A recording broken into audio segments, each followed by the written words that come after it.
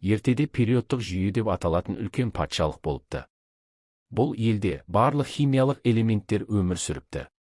Олар бір-бірімен мінезі мен қасиеттеріне қарай үш үлкен әулетке бөлініпті: сілтілік металдар, галогендер және инертті газдар. Бұл әулетке литий, натрий, калий, рубидий, цезий кіріпті.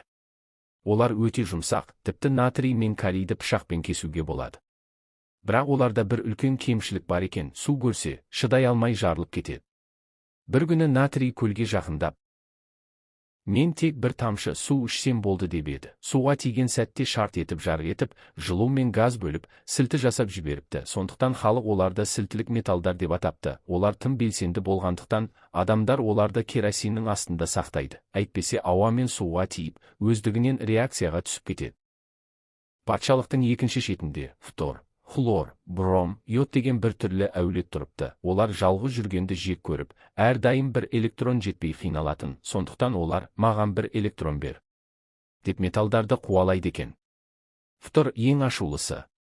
Ол бәрінен де тез реакцияға түседі. Хлор сарғыш жасыл улы газ, бром қызыл қоңыр сұйық, йод қара күлгін қатты зат.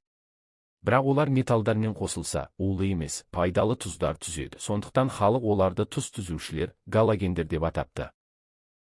Ал үшінші әулетте гелий, неон, аргон, криптон, ксенон, радон өмір сүріпті. Олар ешкіммен ұрыспайды, ешкіммен қосылмайды. Өйткені олардың сыртқы қабаты толық, электрон керек емес. Сондықтан оларды инертті газдар деп атайды. Гелий әуе шарларын ұшырады, неон жарнамаларды жарқыратады, аргон шамдарды толтырады.